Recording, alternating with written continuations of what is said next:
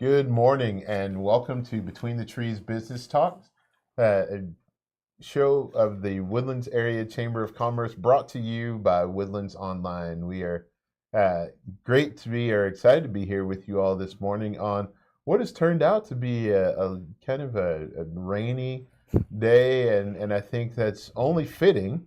We would have prayed for sun, but our topic today and a lot of the things we will cover, I think the rain sort of fits and gives us a gentle reminder to begin to make ourselves prepared for what might come our way over the next few months. But we're happy to have with us today Mr. Jason Millsaps, who is the Chief of Staff to Montgomery County Judge Mark Keough. So, Jason, welcome. Yeah, We really good to have appreciate you coming out you. and spending some time with us. Well, I appreciate it. Yeah, the judge blessed me with an additional duty about 6 years ago. In addition to his chief of staff, I'm also the emergency manager for the county. Awesome. A lot of folks don't know that in the state, the judges and the county judges and mayors of the cities are the directors of emergency management, and they get to appoint someone like myself to handle the day-to-day operations and really handle emergency response in the county.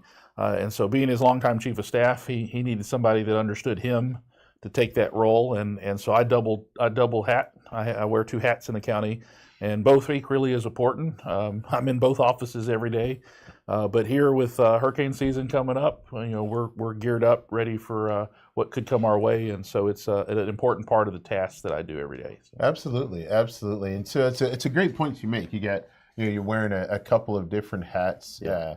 Shout out to efficiency, right? Yeah. To all those folks who say, "Oh, you got all these people." No, we're efficient here in Montgomery County. Yes, we are. But for those who don't know, tell us a little bit, like, in the role of chief of staff. People hear that term all the time, but I think they don't really fully get what that means. Tell us a little bit about that role. Similar to what it sounds like, chief of staff. I am the highest ranking employee in our office, and I am the judge's right hand. So when I speak, I'm generally speaking on behalf of the judge, no matter where we're at, what we're doing.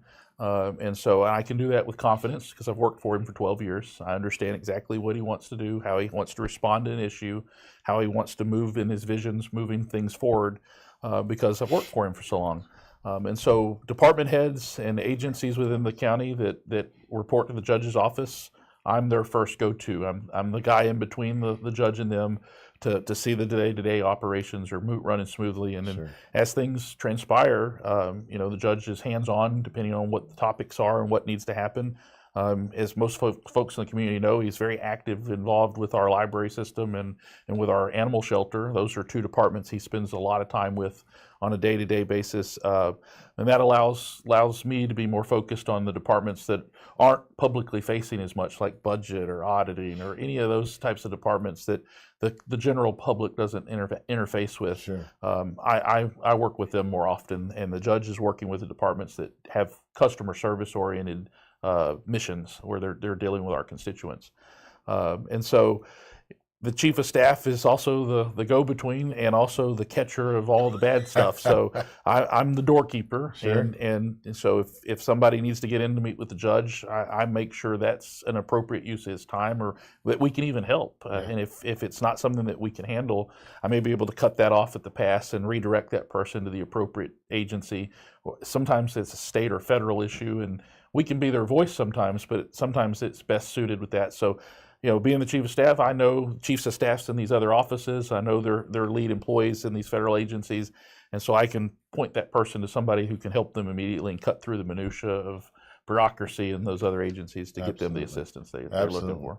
Well, that's a great description. I think it's fun for people to hear that distinction because in many ways, the judge is kind of the CEO of the county, and you function kind of as the COO, making sure that a lot of things are running smoothly, that the priorities that get set get carried out, and so kind of moving over to the other hat, and really relevant for today, and talking about emergency preparedness and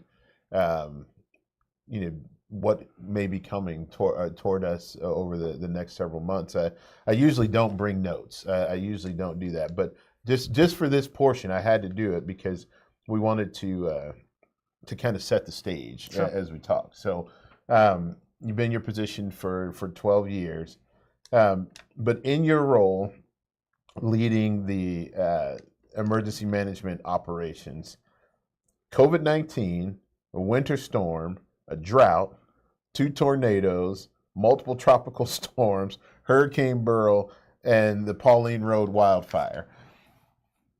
You've seen an emergency or two. Yeah, we had six natural disasters, and 3 of which were presidential declared disasters last year alone. Sure. And so we've not gone without a disaster in any of the years that I've been in this role. Wow. And as a result of that, we require strict preparedness across county agencies. Absolutely. Montgomery County's blessed. We have a lot of assets. We have a lot of resources.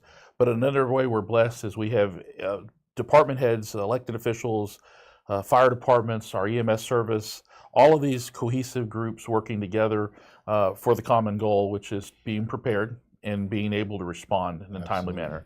And so Pauline Road Fire is most recent one, and that's a prime example of the planning that goes into this and the preparedness that goes into this, actually hitting boots on the ground. We had a fast-moving wildfire that we were able to stop, and we threw a lot of resources at it, saved a lot of homes, and so it had the potential. That fire had the potential to be our Palisades fire here in Texas. Sure. We had 1,000 homes in front of it. Sure. This fire had nowhere to go but through those homes on its way. Winds blowing in the 50+ mile an hour range, low humidity, all the factors were there, but we were able to get the boots on the ground very quickly, get in front of it, get a plan together, get the Forest Service and the other federal agencies to help us and get what we needed on the ground immediately. Incident management, unified command was started up, and the logistics side of my office sprung into action to back the fire departments up. And I can't say we went to bed because none of us went to bed, but the nighttime came and daytime came, and we were expecting a different outcome, and we were able to put a stop on that fire. And the rest of that fire was just mopping it up and keeping it contained. Sure. And so a lot of resources went in that. And we're blessed because we have those resources, and we train. Like right now, as we speak, I have 4 off employees in my emergency management office in Fort Worth doing a statewide training with the state emergency management agency. The rest of us can't send everybody at the same time. Sure, we got to stay sure. home. So the rest of us are here. I'm glad we did do this. We've had storms, so we're dealing with power outages. We're dealing with trees that were down from Monday night storms. It's now raining again. We may have some flash flooding later this afternoon. And so we are watching that, responding to that, pushing those notices and warnings out, and being prepared to respond should we need to. Absolutely, and we know that that Pauline Road fire, it was incredibly extensive. It's actually in our office.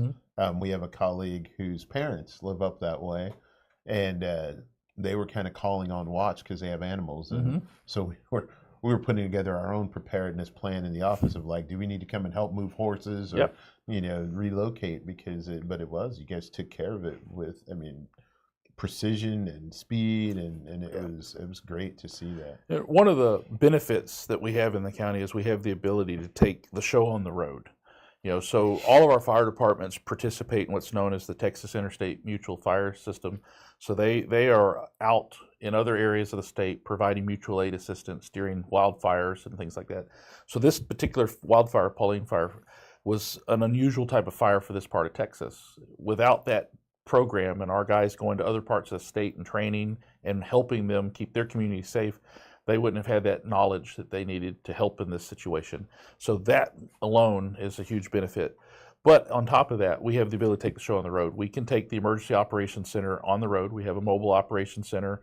We have a couple of them, actually. One of them's assigned to the fire department, and then we have one at OEM that we work with Commissioner Precinct 3. Rich Wheeler was helpful in getting this project finished up. He inherited it from his predecessor, and we finished it up. But this OEM trailer takes the show on the road, and we are able to set up a forward operating base and really run the disaster close to the disaster versus trying to manage it from afar.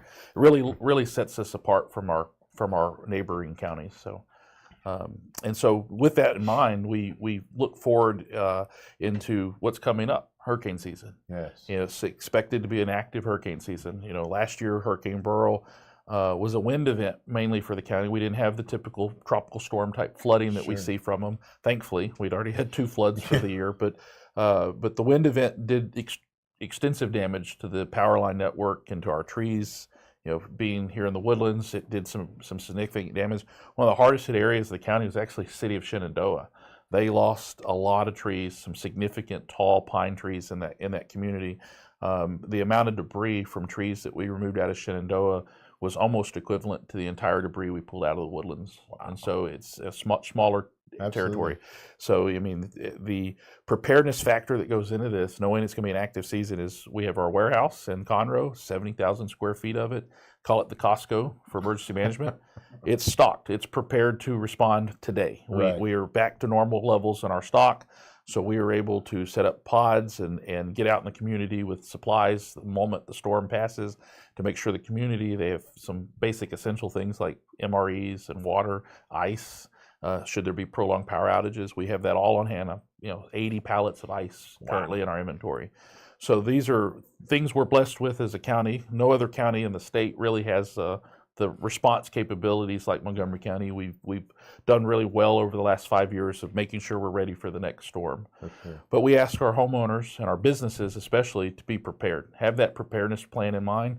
I spoke yesterday to a group out in East Montgomery County about making that kit, and it applies to both homeowners and renters, homeowners, doesn't matter, and businesses. Having a preparedness kit, food, water, supplies, pet supplies, medications for at least a week. Sure. In a business's case, they may want to have flashlights and the ability to come in and remove sensitive items out of their business that they can work remote with, or secure their business and make sure that they can leave the business alone for a day or two while power is restored. And then having a plan in place at the business to make sure to check on their employees and talk to them about preparedness ahead of time, so they know, hey, you may not be at work for a week. When you're not at work for a week, what are you going to do? Sure. We're so accustomed to eating out so much that a lot of folks don't think about this until it's too late. Yeah. By then, there's nothing in the grocery stores available, and then they don't know what to do. So, having basic essentials already on hand and in the house ensures that when that storm hits, power goes out, you're at least able to eat, because there's not going to be a McDonald's open, there's not going to be a restaurant open. Right. They're closed just like everybody else. The power's out. And so we run into that a lot. Yeah. And you can tell as a society that's going on, because when that one McDonald's in the county has power, there's a 2-mile long line. So it's we all enjoy our eating out, but at the same time, we've got to be able to survive. And so canned goods, box goods, things that don't require cooking and things that don't require refrigeration, having at least 7 days worth of that food on hand for each person in the house. Yes. Pet supplies for at least 7 days, and medications if you're on any. And there's a couple things that we ask residents too, especially if they're medically fragile. They require power in order to survive, for oxygen or whatever, dialysis, those types of things. Register with the state of Texas. It's called the STEER program, STEAR. Okay. And you register essentially letting us know that you're in that medical fragile state. When the power goes out, within that first 24 hours, my office is going to reach out to that individual and check on them. And if they don't respond to our call or our text message, I'm actually going to send a fire department truck to the house to knock on the door, and we're going to physically check on them. We have about 1,300 of these registered in the county, and during Beryl, we were the only entity in the state that's actively initiated STEER and successfully went through the whole list and got checked on everybody. But during that checkup, we had 5 families that when we checked on them, they were in medical emergencies. Wow. We had to send ambulances to their address. Sure. So it's a very successful program for us here. It got those folks the help they needed when they needed it. And a lot of folks are prideful. They don't want to call and help. They don't want to announce that they need help. Their house isn't caved in. There's nothing going on that would necessitate a 911 call. But that person needs that power for that oxygen machine. And so we check on them and we follow up with them very successfully so they can register. And that would be an excellent way to let us know, hey, this person needs help. and we check on them about twice a year just to make sure they still need to be on the list. Sure. And we update the list. People move, things happen. Absolutely. And so if you are on steer, we ask that you keep your information active too. We don't want to have a situation where we're checking on a loved one that's since passed and we're opening that old wound up. And by knocking on the door because they wouldn't respond to us. So keep your update information out there, and then let us know if things change so we can update our list. Yeah, it's a great point, and to make sure that we're taking care of everyone. And so I'd encourage folks, as you said, if you know that you're in need to register for the STEER program, we'd love to share it. I think for those of you who are in home health or that are going out working with folks who might be medically fragile, let's get that in the hands of people in your organization so that we know that they're covered. Because if you're running whether it's a senior center or a place for some of our friends that are developmentally disabled, that organization, you're going to be trying to respond to yourself and trying to make sure you're taking care of the building and the people there, and then trying to call out to clients and all throughout the community. You've got a partner right here that's part of their role, and they want to be there to help. So as we as we look across the 2025 hurricane season, is there kind of an estimate of storms that they think, or do they put that the forecast models are out, as far as what they expect. They expect 17 storms this year. I think 9 of them are going to be in the major category. That's a lot. That is a lot. Where they go, we don't know at this point. But the nice thing with a hurricane is you kind of have a little prep time up front. Sure. It's out there. It could come.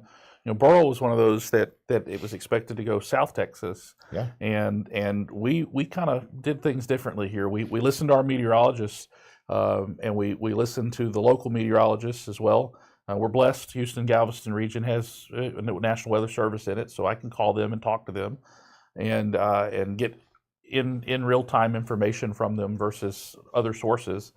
But one outlying model kept pushing Beryl towards us. Interesting. And consistently, every 12 hours it would run. Everything kept going south except this one model.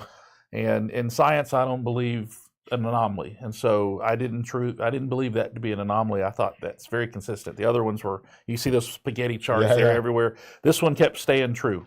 It maybe moved more slightly east, which was bad for us. It kept getting closer and closer. So it's over the 4th of July week, and I told my team, hey, enjoy the 4th, but on the 5th, we're not taking that day off like we would normally do. Anyone that's on vacation, come back in the office. It's time to get ready for a hurricane. Everyone thought I was a little crazy at first, but at the last minute, that forecast changed, and thankfully, we had already opened our shelters and got things pre-staged and got ready to activate things. So we were not behind. Sure. And the judge talked extensively about this. It's one of the reasons why CenterPoint and other power companies were caught off guard, because they followed the forecast and they didn't ask for resources and assets because it was not supposed to be our problem, but it became our problem. And Absolutely. So we stayed on the top of it, and we err on that caution. So we talked to a lot of folks. We have a meteorologist in our orbit that's not on our payroll, but not on our staff, but a good friend, and he's in our chat group within the inter-office weather chat. So we talk about weather. My phone's vibrating in my pocket right now. I'm sure it's going off because of the weather, and so this is what we do every day. Sure. And so it's a passion of ours to kind of be quasi meteorologists, so to speak. We have to because it affects us so much. Yeah, absolutely. And we live in a part of Texas that can rain and flood, and wind can knock trees over and cause power outages, and then we are close to the coast. So any day we could have a weather event. So for sure. So for folks who are trying to stay on that front end, and they're looking for those resources, and we all have a tendency to I feel like at times that we say, well, it's going to happen, but it won't happen to me. Sure. Right. but to get to be a little proactive and to look out, where do they go for those resources? Is there a certain place right on the county website, or the fastest and most accurate, up-to-date information is going to be on social media? Okay. Both the emergency management office and the county judge are on social media a lot, and so the judge posts information almost on an hourly basis during weather events as updates come. We do the same thing at OEM. And of all the things, the judge will post videos of puppies and things like that, and people love that stuff. But his weather post and his updates related to power and stuff, more people share that, more people interact with that. So we know the community appreciates those updates. Sure. We have people who tell us all the time. I can't tell you how many times I've been out with the judge having lunch and someone comes up to him and tells him, if it wasn't for your weather update, I wouldn't know about it. Wow. Because they don't consume the news. They Sure. don't pay attention to the local news. So Facebook, social media is the fastest way to get it, because if there's a tornado warning or a thunderstorm watch, it's going to be there. Yeah. And in Montgomery County OEM as well, it will be there. And you can interact. You can send a question, and the judges he'll respond to questions. He'll forward questions over to us to get answers a lot. And so he'll get information to the folks. Same thing with us at OEM. During a disaster when we're in response mode, I have an employee dedicated to sitting there and sharing information in real time out to the public and responding to those questions and getting it filtered to the appropriate desk in the Emergency Operations Center to respond to those questions. Absolutely. So we talked a little bit about, that general preparedness and, making sure that you have food for 7 days, making sure that your pets are taken care of, that you have medications. Or are there other things that folks should be thinking about, in preparation? Is it, making sure that debris is cleared, making sure that... Well, the big one, just a few weeks ago, we had a little bit of rain event and a little flash flood come through. And I was nearby. A lady had called 911. Water was trying to get in her house, and I was close. So I made the stop. And she had very close chance of getting water in her house. The front yard was flooding. It was fairly deep. It was knee deep. And I looked around and was kind of curious of why this water only here was a problem. And then I noticed a little swirl. And so there's obviously a drain there. Sure. And sticking out of the water by just a little bit was the top of a green trash can. So her waste management large trash can, trash didn't run that day on time, and her can got swept into the ditch and got pushed with all that water pressure down into the hole and was blocking her drain and causing the flash flood to become a much bigger problem. So we very quickly, fire department, we retrieved it as safely as we could. Water went away immediately, no more flooding. Her house never got water in it. That said, pay attention to the things outside. Monday night storm caught a lot of folks in their trash cans off guard. I can't tell you how many emails we got about, my trash can blew away, can you help me find it? Sure. And so paying attention to those things, cleaning out the ditches, cleaning out your drains. That, here in the Woodlands, you see folks with a lot of pine straw and stuff in their yards. Keeping that clear, because that pine straw accumulates the next big rain. It's all going to be washed down into the storm drain, and it'll clog it. Then you'll have a street flood. Yeah. So keeping that stuff clear. Another big one with the power outages that we saw from Monday night storm, a lot of folks are complaining, Entergy or Centerpoint didn't do their part to keep vegetation clear. That's not entirely accurate. There's a lot of vegetation that's at stake here, but remember, the power companies only worry about their easement. Their easement's usually 5 or 10 feet from the center of the power line. Beyond that easement, they don't have the legal authority to clean and clear the trees and trim the bushes and stuff away from their power easements, only in that narrow easement. And so we saw a lot. I drove all over yesterday where power guys were working, and the trees across the lines were 30 feet outside of their easement. You remember, a 70-foot tall tree will fall, and it doesn't care about an easement. So if you see a dead tree, or you have a dead tree and you see it and it's not in that 10-foot easement, they don't have the authority to touch it. You should get that cleaned up. You should get that fixed immediately.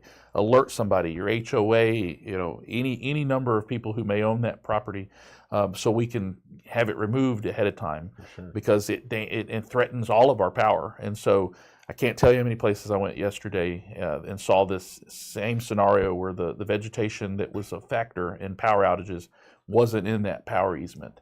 And a lot of people forget that. So, Entergy and Centerpoint and Mid-South, all of them constantly battle vegetation all the time. And yes, it was an issue during Burl, and it'll continue to be an issue. Trees grow, things do that, but they can only control so much. And so it's up to all of us to really pay attention to our surroundings and look for that. And we do have people who last year we had someone reach out to the judge about a tree that was leaning on 1488, right around Carriage Hills Road. And the judge and I went out there and looked at it. It clearly was a threat to the large power system right there. but it was outside of that easement. So we had to call Energy. They came out. We found the homeowner. We were able to get the tree removed safely, so it didn't fall. Yeah. Thankfully, a couple days later, we had a thunderstorm. No doubt that tree would have taken out power if we wouldn't have removed it. So, so some passerby saw it while driving and called it in. So those are the kinds of things we ask people to pay attention to. Absolutely. And that's a great point to make. I mean, is you all work really kind of, hand in hand with the energy companies, with our garbage companies, who all do an amazing job. And it's everybody doing their part to make sure that we can't just leave it up and go, oh, well, the county should get rid of that. Oh, Entergy ought to do that. No, it's all of us collectively identifying those hazards and making sure, because they are covering a lot of territory just like you all are. And we can be that voice. And today we've got a lot of folks reaching out about there's still some isolated power outages. And while we can't control the power company, and we can't control the weather, we can take that information and make sure the power company gets it. Yeah. The number of the customer calls goes through lots of variables and changes in different departments. I call somebody that answers the phone directly, and they get the information directly to the folks in the field, so we can work on it. So those partnerships are great to have. Absolutely. Because some people sometimes we've restored power, and there's just one house that's kind of on its own island. And they get forgotten, or they feel like they're getting forgotten. When they bring that to our attention, either through OEM or in the judge's office, we'll immediately escalate that person's complaint to the power company and pass that information on. And very quickly, the power company responds and starts working on solutions for that problem. So, absolutely. Yeah. Well, a lot of times weather is going to happen, right? Oh, absolutely. So, if you are impacted by a weather event, if you need help because your house is flooding or someone is hurt, are there particular circumstances when you should make sure to call emergency services, or should you ever question whether or not they are able to respond or can respond, or just make the call and they can tell you that? Well, depending on the circumstances, hurricanes specifically or severe thunderstorms, fire trucks aren't going to get out on the road if the wind's over 55 miles an hour. It's just too dangerous for us. Sure. So we start putting those calls in holding, and we'll respond as soon as it's safe to do so. Similar like power companies, they can't go out and fix the power lines when it's still lightning. Sure. It's dangerous. So so there's those elements of what the weather is doing currently will dictate what we can do.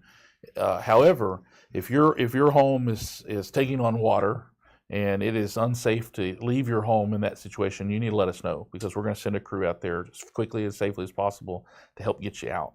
If there's a tree on your house and it's a threat to the home, the integrity of the home could be integrity could be damaged. We need to know so we can come get you out, and we're not in the position to take the tree off the house, but we'll help get you out safely and then help you find somebody to come in and take care of that.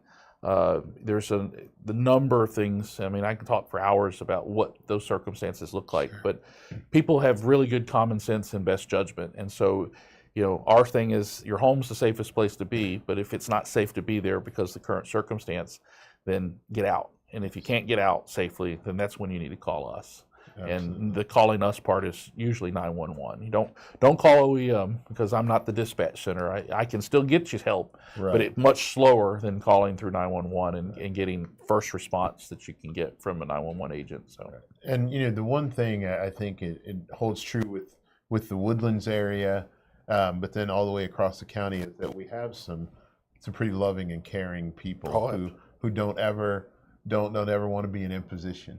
And whether it's pride or just, somebody needs it more than me, I think you made the point earlier. In those moments, make the call. Yeah, right. Absolutely. And, be okay with not being okay, or questioning, the situation. Absolutely. The Woodlands is blessed. Besides the sheriff's department here that have some of the best guys in the agency working in the Woodlands, sure, and your constables that are here, your fire department's second to none. I mean, you have a phenomenal fire department here in the Woodlands. Shout out Chief Bug. Yeah, absolutely. I know these guys. I work with these guys all the time. We train together. There's not a fireman in the community here, and the fire chief himself who will not If you ever see Chief Buck out and about, that's not a once off. Yeah. He goes to almost every call. The chief is a working chief. And so there's not anyone here, and I can't speak for them, but I can tell you, just knowing them and their personality, they're going to do what they got to do to keep you safe. And so they know when it's safe to get out. They prioritize those calls, and they will get out and help the community in those storms, in those emergencies. So don't be prideful. If it's the old adage, you see something, say something. We can't know if Mrs. Smith down the street has a tree on her house unless Mrs. Smith or one of her neighbors lets us know this. Absolutely. And a lot of times people try to suck it up and just push through it, and then they get past it, which is fine if you can safely do so. But there's a lot of folks in the community that don't have that capability to safely stay in a home that's damaged or threatened. So let us know so we can get you out. That's the priority one, get you to safety. And homes can be replaced, things can be replaced, but people's lives are what we care about the most. Yeah. So our priorities: stopping the loss of life, then stopping the property damage, and cost is the third factor in this. How much is it going to cost? And we don't prioritize cost over the other two. Sure. So, sure. Well, we really do thank you for joining us today and helping share the message of one, be prepared. To how to respond in these type of situations as kind of the new guy still coming to town. I grew up in an area where we didn't have hurricanes, we didn't have tornadoes, but we did have earthquakes. And don't bring that here. I'm not bringing that here. And I always said, I always tried to debate like which one is better, because at least with an earthquake you don't know it's coming. Yeah. Right. It just happens. And you react and you deal with it. But here we have that opportunity to prepare. And then we have the responders, like all of the folks that you are working with, who can help us navigate through it. And I think it's an old insurance company that their motto was that you're in good hands. Yeah. Right. Yeah.